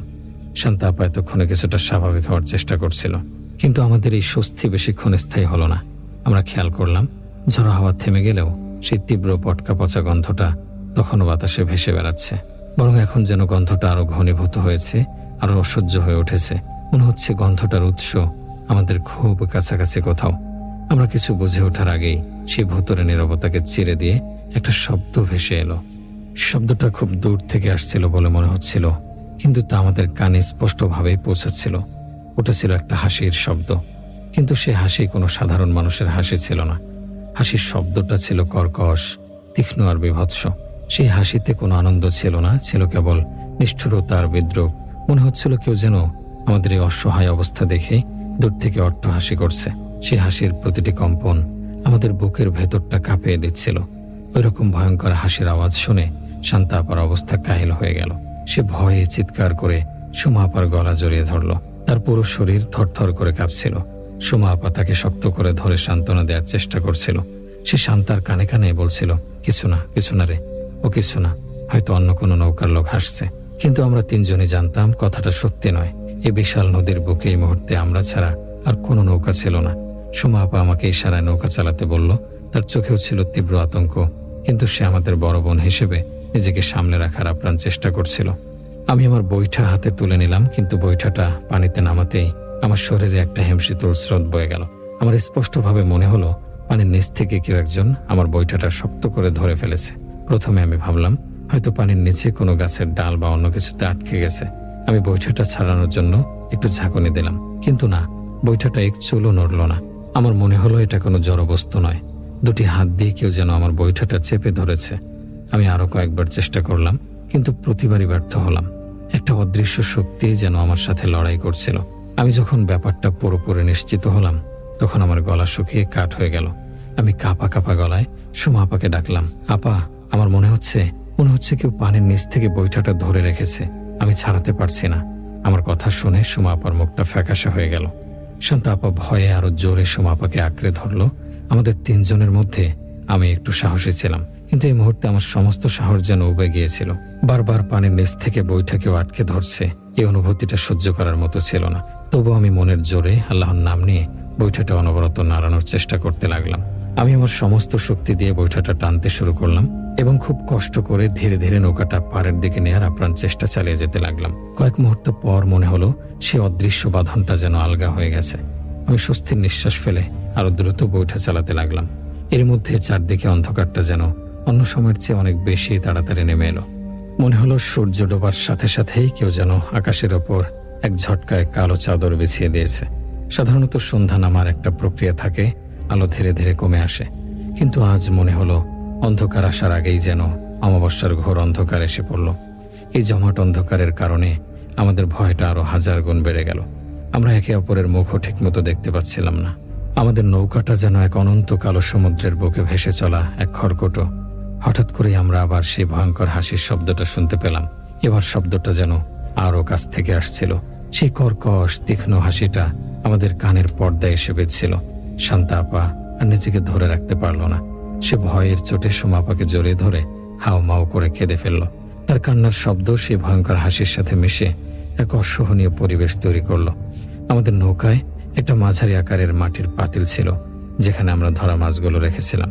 পাতিলটাতে সামান্য পানিও দেয়া ছিল, যাতে মাছগুলো তাজা থাকে। হঠাৎ করে সেই পাতিল থেকে পচা মাছের তীব্র দুর্গন্ধ ছড়াতে শুরু করলো। গন্ধটা এতটাই বিচ্ছিরি ছিল যে আমাদের বমি চলে আসছিল। আমি সুমা আপাকে বললাম, আপা, মাছের পাতিলটা একবার দেখতো, টাটকা মাছগুলো থেকে কেন এত বিশ্রী পচা দুর্গন্ধ বের হচ্ছে। আমার কথায় সুমা আপা হয়তো একটু অন্যমনস্ক হওয়ার সুযোগ পেল। সে পাতিলটা নিজের কাছে টেনে নিল। নৌকার এক কোণে আমাদের একটা হারিকেন ছিল, যদিও তাতে তেল ছিল সামান্যই। সুমা আপা কাঁপা কাঁপা হাতে হারিকেনটা জ্বালানোর চেষ্টা করলো।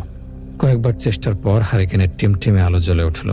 সেই স্বল্প আলোয় সুমা আপা যখন পাতিলের ভেতরে তাকালো, তখন যে দৃশ্য সে দেখল তা দেখে তার শিরদাঁড়া দিয়ে এক হিমশীতল স্রোত বয়ে গেল। তার মুখ দিয়ে কোনো কথা বের হলো না, কেবল একটা অস্ফুট আর্তনাদ বেরিয়ে এলো। আমি আর শান্তা আপা তার দিকে জিজ্ঞাসা দৃষ্টিতে তাকালাম। সুমা আপা কয়েক মুহূর্ত স্তব্ধ হয়ে বসে রইল। তারপর সে আমাদের দিকে তাকালো। হারিকেনের আলোয় তার চোখ দুটোকে অস্বাভাবিক বড় দেখাচ্ছিল। সে কাঁপা গলায় বলল, মাছগুলো সব পচে গলে গেছে। তার কথা শুনে আমি আর শান্তা আপা অবাক হয়ে গেলাম। আমি বললাম, কি বলছিস আপা? কয়েক ঘন্টা আগেও তো জ্যান্ত মাছ ধরেছি, এত তাড়াতাড়ি কিভাবে পচে যাবে? আমি নিজেই ঝুঁকে পাতিলের ভেতরে তাকালাম। যা দেখলাম তা বিশ্বাস করার মতো নয়। কয়েক ঘন্টা আগের সেই তাজা রূপালী মাছগুলো এখন আর চেনার উপায় নেই। মাছগুলোর পেট ফুলে ঢোল হয়ে গেছে, কয়েকটার পেট ফেটে ভেতরের নাড়িভুঁড়ি বেরিয়ে এসেছে। তাদের রূপালী আঁশগুলো কালো আর বিবর্ণ হয়ে গেছে, চোখগুলো কুঠুর থেকে বেরিয়ে এসেছে, আর পুরো পাতিল থেকে এমন এক তীব্র দুর্গন্ধ বের হচ্ছে যা সহ্য করা অসম্ভব। আমাদের ধরা তাজা মাছগুলো মাত্র কয়েক ঘন্টার ব্যবধানে পচে গলে একাকার হয়ে গেছে। এই দৃশ্য দেখে আমাদের তিনজনের মনে হলো আমরা কোনো দুঃস্বপ্নের মধ্যে আছি। এই অস্বাভাবিক ঘটনাগুলো আমাদের বুঝিয়ে দিচ্ছিল যে আমরা কোনো এক ভয়ঙ্কর অশুভ কিছুর পাল্লায় পড়েছি। নদীর বুকের উপর জমাট বাঁধা অন্ধকার আর আমাদের মনের ভেতর জমে থাকা তীব্র আতঙ্ক, এই দুই মিলেমিশে একাকার হয়ে গিয়েছিল। মাছের পাতিলের সেই ভয়ঙ্কর দৃশ্য দেখার পর আমরা তিনজনই বাকরুদ্ধ হয়ে গিয়েছিলাম। আমাদের মুখ দিয়ে কোনো কথা সরছিল না। শান্তা আপা ভয়ে কাঁপছিল আর ফিস ফিস করে সুমা আপার কানে কি যেন বলছিল। সুমা আপা তাকে অস্বস্ত করার চেষ্টা করলেও তার নিজের গলাও ভয় কাঁপছিল। আমি বৈঠা পাইছিলাম, কিন্তু আমার হাত পা যেন অবশ্যই আসছিল। আমার সমস্ত মনোযোগ ছিল যত দ্রুত সম্ভব ঘাটে পৌঁছানো। আমি হিসেব করে দেখলাম আমরা প্রায় অর্ধেকটা নদী পথ পেরিয়ে এসেছি, আরো প্রায় ততটা পথ বাকি আছে ঘাটে পৌঁছাতে।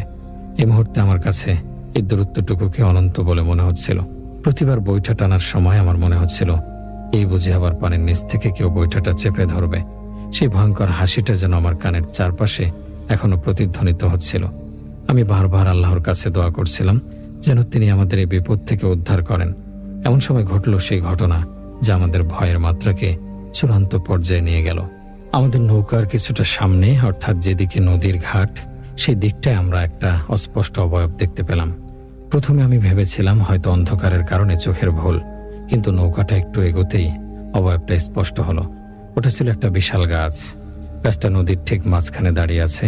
তার ডালপালাগুলো অন্ধকারের মধ্যে বিশাল কালো হাতের মতো চারদিকে ছড়িয়ে রয়েছে। এই গাছটা দেখে আমাদের তিনজনেরই অবস্থা খারাপ হয়ে গেল। ভয়ে আমাদের মুখগুলো ফ্যাকাশে হয়ে গেল। কারণটা খুব সহজ, এই জায়গায় নদীর মাঝখানে কোনো গাছ থাকার কথাই নয়।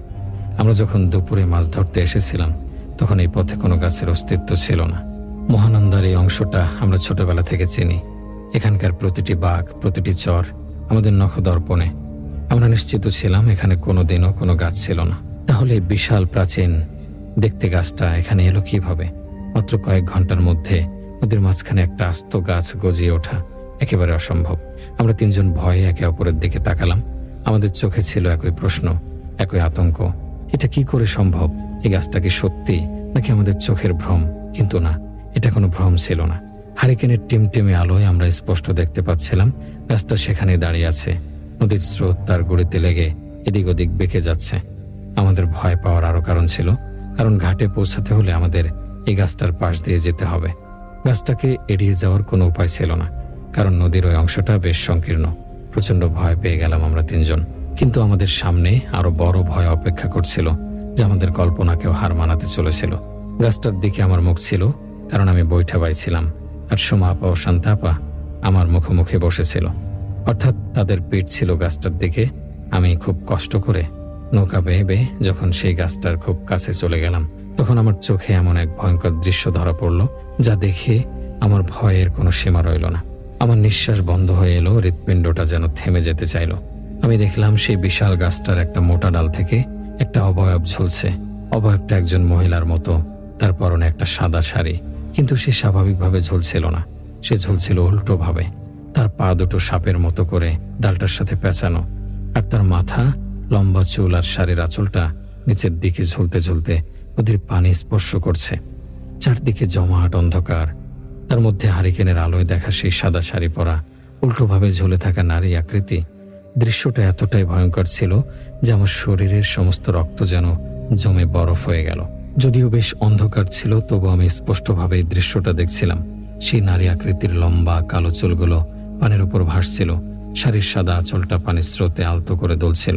তার মুখটা দেখা যাচ্ছিল না, কারণ সেটা চুলের আড়ালে ঢাকা ছিল, কিন্তু তার শরীরের গঠন, তার ঝুলন্ত ভঙ্গি, সবকিছুই ছিল অস্বাভাবিক এবং ভয়াল। আমার মনে হচ্ছিল আমার চোখের সামনে যা দেখছি তাই পৃথিবীর কোনো দৃশ্য নয়। আমি সেই দৃশ্য দেখে এতটাই স্তব্ধ হয়ে গিয়েছিলাম যে আমি ওই দিক থেকে চোখ ফেরাতে পারছিলাম না। আমার দৃষ্টি যেন সেখানে থমকে গিয়েছিল। আমার হাত থেকে বৈঠাটা কখন যে ফসকে গেছে আমি টেরও পাইনি। আমি নৌকা চালানো বন্ধ করে দিয়েছিলাম। আমার শরীর নাড়ানোর ক্ষমতা ছিল না, মুখ দিয়ে একটা শব্দ বের করারও শক্তি ছিল না। আমি কেবল বড় বড় চোখে সেই ভয়ঙ্কর দৃশ্যটার দিকে তাকিয়েছিলাম। আমার মস্তিষ্ক যেন কাজ করা বন্ধ করে দিয়েছিল। আমি বুঝতে পারছিলাম না আমার কি করা উচিত। চিৎকার করব নাকি অজ্ঞান হয়ে যাব, নাকি নৌকা ঘুরিয়ে অন্যদিকে পালাবো, কোনো কিছুই আমার মাথায় আসছিল না। আমি যেন এক জীবন্ত পাথর হয়ে গিয়েছিলাম। নৌকাটা স্রোতের টানে ধীরে ধীরে সেই গাছটার দিকে এগিয়ে যাচ্ছিল, আর আমি অসহায়ভাবে বসে সেই ভয়ঙ্কর নারী আকৃতির দিকে তাকিয়েছিলাম, যার অস্তিত্বই ছিল এক বিরাট বিভীষিকা। আমার মনে হচ্ছিল আমার জীবনের শেষ মুহূর্ত বুঝি চলে এসেছে। আমি ঠায় বসেছিলাম, আমার চোখ দুটো সেই ভয়ঙ্কর নারী আকৃতির উপর স্থির হয়েছিল, যে গাছের ডাল থেকে উল্টোভাবে ঝুলছিল। আমার মস্তিষ্ক পুরোপুরি ফাঁকা হয়ে গিয়েছিল, কোনো অনুভূতি কাজ করছিল না। আমি যে নৌকা চালানো বন্ধ করে দিয়েছি সেদিকেও আমার কোনো খেয়াল ছিল না। নৌকাটা স্রোতের টানে ধীরে ধীরে সে অভিশপ্ত গাছটার দিকে এগিয়ে যাচ্ছিল। আমার এই আকস্মিক নীরবতা আর স্থিরতা দেখে সুমা আপা প্রথমে কিছুটা অবাক হলো। সে হয়তো ভেবেছিল আমি ক্লান্ত হয়ে বিশ্রাম নিচ্ছি, কিন্তু বেশ কিছুক্ষণ কেটে যাওয়ার পরও যখন আমার মধ্যে কোনো হেলদোল দেখল না, তখন তার সন্দেহ হলো। সে আমার দিকে ঝুঁকে এসে বলল, কিরে মিজান, তোর কি হয়েছে? নৌকা চালাচ্ছিস না কেন? এভাবে বসে আছিস কেন? তার গলার স্বরে উদ্বেগ স্পষ্ট ছিল। সে আবার বলল, আমাদের যত দ্রুত সম্ভব বাড়ি ফেরা দরকার। চারদিকে যা সব অদ্ভুত ঘটনা ঘটছে, তাতে আর এক মুহূর্ত এখানে থাকা নিরাপদ নয়। তাড়াতাড়ি নৌকা চালা। কিন্তু সুমা আপার কথাগুলো যেন আমার কানেই পৌঁছাচ্ছিল না। আমার সমস্ত চেতনা, সমস্ত ইন্দ্রিয় তখন কেবল ওই একটি দৃশ্যে নিবদ্ধ ছিল। আমার চোখের পলক পড়ছিল না। আমি শ্বাস নিচ্ছিলাম কিনা সেটাও আমি অনুভব করতে পারছিলাম না। আমি কেবল তাকিয়েছিলাম সেই সাদা শাড়ি পরা অবয়বটির দিকে, যা এখনো সেভাবে ঝুলেছিল। আমাকে এরকম স্তব্ধ হয়ে যেতে দেখে এবং আমার দৃষ্টি অনুসরণ করে ওই গাছের দিকে এক দৃষ্টে বড় বড় চোখে তাকিয়ে থাকতে দেখে এবার শান্তা আপা প্রচন্ড ভয় পেয়ে গেল। সে হয়তো বুঝতে পেরেছিল আমি নিশ্চয়ই এমন কিছু দেখেছি যা সাধারণ নয়। তার কৌতূহল এবং ভয় মিশ্রিত মনটা তাকে স্থির থাকতে দিল না। সে কাঁপা কাঁপা গলায় সুমা আপাকে বলল, আপা, ভাই ওদিকে কি দেখছে? ওর চোখগুলো কেমন হয়ে গেছে। সুমা আপা আমাকে ঝাঁকুনি দেওয়ার চেষ্টা করলো, কিন্তু আমি পাথরের মতো শক্ত হয়ে বসেছিলাম। মিজানের চোখের দিকে তাকিয়ে শান্তা যেদিকে তার দৃষ্টি আটকে আছে সেই দিকটা দেখার জন্য মনস্থির করল। যদিও তার বুকের ভেতরটা ধুকপুক করছিল, তবুও সে ধীরে ধীরে খুব ভয়ে ভয়ে তার মাথাটা ঘোরালো। আর সাথে সাথেই সে ওই একই দৃশ্য দেখল। একটা নারী আকৃতি একটা বিশাল গাছের ডাল থেকে তার পা দুটোকে পেঁচিয়ে ধরে উল্টোভাবে ঝুলছে। তার পরনে একটা ধবধবে সাদা শাড়ি, আর সেই শাড়ির আঁচল ওই মহিলার আকৃতির লম্বা কালো চুলগুলো নদীর কালো পানি স্পর্শ করছে। হারিকেনের আলো আধারিতে সেই দৃশ্যটা ছিল আরো বেশি ভয়ঙ্কর, আরো বেশি অবাস্তব। এই ভয়ঙ্কর দৃশ্যটা শান্তা আপার মতো ভীতু একটা মেয়ের পক্ষে সহ্য করা সম্ভব ছিল না। সে দৃশ্যটা দেখার সাথে সাথেই তার মুখ দিয়ে একটা বিকট গগন বিদারী চিৎকার বেরিয়ে এলো। আল্লাহ গো! তার সে আর্তচিৎকার রাতের নিস্তব্ধতাকে ছিঁড়ে খান খান করে দিল। চিৎকারটা দিয়েই সে জ্ঞান হারিয়ে আমার কোলের ওপর ঢলে পড়ল।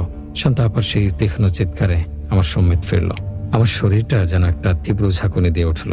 আমি যেন এতক্ষণ ধরে কোনো ঘোরের মধ্যে ছিলাম। সেই ঘোরটা কেটে গেল। আমি বাস্তবে ফিরে এলাম এবং আমার সামনে থাকা ভয়ঙ্কর দৃশ্যটার কথা মনে পড়তেই আমার ভেতরটা কেঁপে উঠল। সঙ্গে সঙ্গেই আমি আমার সমস্ত শক্তি দিয়ে চিৎকার করে সুমা আপাকে ডাকলাম, আপা, ভুলেও ভুলেও গাছের দিকে তাকাস না, ওদিকে তাকাস না। আমার গলার স্বরে এমন এক তীব্র আতঙ্ক ছিল যা শুনে সুমা আপা একবারে জমে গেল। সে হয়তো গাছের দিকে তাকানোর জন্য উদ্যত হয়েছিল, কিন্তু আমার চিৎকার শুনে সে থেমে গেল। শান্তা আপার জ্ঞান হারিয়ে ফেলা এবং আমার এই চিৎকার শুনে সুমা আপার আর সাহসে কোলালো না যে ঘাড় ঘুরিয়ে দেখবে ওই গাছে আসলে কি আছে। সে বুঝতে পেরেছিল সেখানে এমন কিছু আছে যা দেখলে হয়তো সেও নিজের স্থিরতা ধরে রাখতে পারবে না। ভয় তার হাত পা কাঁপতে শুরু করে দিল। সে ফ্যাকাশে মুখে আমার দিকে তাকিয়ে বলল, কি হয়েছে ওখানে মিজান? আমি কোনো উত্তর দিলাম না। আমার এখন একটাই লক্ষ্য, এই অভিশপ্ত জায়গা থেকে যত দ্রুত সম্ভব নৌকাটাকে দৌড়ে নিয়ে যাওয়া। আমি নিচু হয়ে আমার হাত থেকে ফসকে যাওয়া বৈঠাটা তুলে নিলাম। আমার হাত দুটো থরথর করে কাঁপছিল, কিন্তু আমি দাঁতে দাঁত চেপে আমার সমস্ত শক্তি এক করে বৈঠা চালানো শুরু করলাম। আমি নৌকাটার মুখ ঘুরিয়ে সেই গাছটা থেকে দৌড়ে ঘাটের দিকে নিয়ে যাওয়ার জন্য পাগলের মতো বৈঠা বাইতে লাগলাম। আমার প্রতিটি পেশি ব্যথায় টনটন করছিল, কিন্তু সেদিকে আমার কোনো ভ্রক্ষেপ ছিল না। আমার চোখের সামনে কেবল ভাসছিল সে উল্টোভাবে ঝুলে থাকা নারী আকৃতি। আমার মনে হচ্ছিল ওই জিনিসটা যদি একবার আমাদের দেখে ফেলে তাহলে আর রক্ষা নেই। আমি একবারও পেছনে ফিরে তাকালাম না। আমি কেবল সামনে তাকিয়ে বৈঠা চালিয়ে যাচ্ছিলাম। নৌকাটা ধীরে ধীরে গতি বাড়াচ্ছিল। আমাদের আর সেই গাছটার মধ্যে দূরত্ব বাড়ছিল। সুমা আপা জ্ঞান হারানো শান্তাকে ধরে নৌকার পাটাতনে শুয়ে দিল। তার মুখে পানির ছিটা দিচ্ছিল, তাকে জাগানোর চেষ্টা করছিল, কিন্তু শান্তার কোনো সাড়া ছিল না। সুমা আপা কাঁদছিল আর থেকে থেকে আমার দিকে তাকাচ্ছিল। তার চোখে ছিল রাজ্যের প্রশ্ন আর আতঙ্ক, কিন্তু আমি তখন কোনো প্রশ্নের উত্তর দেওয়ার অবস্থায় ছিলাম না। আমার সমস্ত অস্তিত্ব জুড়ে তখন কেবল একটাই চিন্তা, পালাতে হবে, এখান থেকে যেভাবেই হোক পালাতে হবে। আমরা সেই অভিশপ্ত গাছটাকে পেছনে ফেলে এসেছিলাম, কিন্তু আমাদের মনের ভেতর থেকে তার ভয়ঙ্কর স্মৃতি এক মুহূর্তের জন্য সরছিল না। আমি পাগলের মতো বৈঠা বেয়ে চলেছিলাম। আমার হাত দুটো যেন ছিঁড়ে যাচ্ছিল, কিন্তু আমি থামিনি। আমার একটাই লক্ষ্য ছিল যত তাড়াতাড়ি সম্ভব নদীর ঘাটে পৌঁছানো। সুমা আপা জ্ঞানহীন শান্তার মাথায় হাত বুলিয়ে দিচ্ছিল আর অস্ফুট স্বরে আল্লাহর নাম নিচ্ছিল। তার দেখা দেখে আমিও জোরে জোরে আল্লাহর নাম নেওয়া শুরু করলাম। আমাদের দুজনের সম্মিলিত প্রার্থনা আর বৈঠার ছলাৎ ছলাৎ শব্দ ছাড়া নদীর বুকে আর কোনো আওয়াজ ছিল না। সুমা আপা একবারের জন্য সেই গাছের দিকে ফিরে তাকায়নি। তার হয়তো সাহস হয়নি, অথবা সে আমার কথা অক্ষরে অক্ষরে পালন করেছিল। সে হয়তো বুঝতে পেরেছিল যে ওই গাছে এমন কোনো ভয়ঙ্কর দৃশ্য ছিল যা তার ছোট ভাই আর বোনকে এতটা নাড়িয়ে দিয়েছে। সেটা দেখলে হয়তো সেও জ্ঞান হারিয়ে ফেলতো। আর তখন আমাদের তিনজনের কি হতো তা ভাবতেও গা শিউরে ওঠে। আমাদের নৌকায় থাকা মাছের পাতিলটা থেকে তখনও সেই তীব্র বিচ্ছিরি পচা গন্ধটা বেরিয়ে আসছিল। গন্ধটা যেন আমাদের চারপাশের বাতাসকে আরো ভারী, আরো বিষাক্ত করে তুলেছিল। সুমা আপা হঠাৎ করেই যেন কিছু একটা সিদ্ধান্ত নিল। সে কাঁপা কাঁপা হাতে পাতিলটা তুলে ধরল। আমি জিজ্ঞাসু দৃষ্টিতে তার দিকে তাকালাম। সে আমার দিকে তাকিয়ে বলল, এই জিনিসটা নৌকায় রাখা ঠিক হবে না, এর থেকে সব অঘটন ঘটছে। এই বলে সে তার সমস্ত শক্তি দিয়ে পাতিলটাকে ধরে নদীর জলে ছুঁড়ে ফেলে দিল। ঝপাত করে একটা শব্দ হলো, আর পাতিলটা তার ভেতরের পচা মাছ সমেত নদীর কালো জলে তলিয়ে গেল। পাতিলটা ফেলে দেওয়ার পর আমাদের মনে হলো যেন একটা অশুভ বোঝা আমাদের নৌকা থেকে নেমে গেল। গন্ধটা ধীরে ধীরে কমে আসতে শুরু করলো, কিন্তু আমাদের স্বস্তি বেশিক্ষণ রইল না। ঠিক সেই মুহূর্তে যখন আমি ভাবছিলাম যে বিপদ হয়তো কিছুটা কেটেছে, আমি আমার ঘাড়ে ঠিক কানের কাছে একটা ভারী নিঃশ্বাসের অস্তিত্ব অনুভব করলাম। নিঃশ্বাসটা ছিল বরফের মতো ঠান্ডা আর অস্বাভাবিক রকমের ভারী। আমার ঘাড়ের সমস্ত লোম খাড়া হয়ে গেল। আমার মনে হলো আমার ঠিক পেছনে কেউ একজন দাঁড়িয়ে আছে এবং আমার ঘাড়ে নিঃশ্বাস ফেলছে। আমি বা সুমা আপা কেউই কিন্তু সেই গাছটার দিকে দ্বিতীয়বার ফিরে তাকায়নি। তাহলে এই উপস্থিতিটা কোথা থেকে এলো? আমার বৈঠা বাইতে খুব কষ্ট হচ্ছিল। আমার দুটো হাত যেন অবশ্যই আসছিল। মনে হচ্ছিল আমার কাঁধের ওপর কেউ যেন দুটো ভারী পাথর চাপিয়ে দিয়েছে, আর ঘাড়ের ওপর অনবরত সেই ঠান্ডা ভারী নিঃশ্বাসটা আমি অনুভব করতে পারছিলাম। ভয় আমার হৃদস্পন্দন এত বেড়ে গেল যে আমার মনে হচ্ছিল বুকের পাঁজর ভেঙে হৃৎপিণ্ডটা বেরিয়ে আসবে।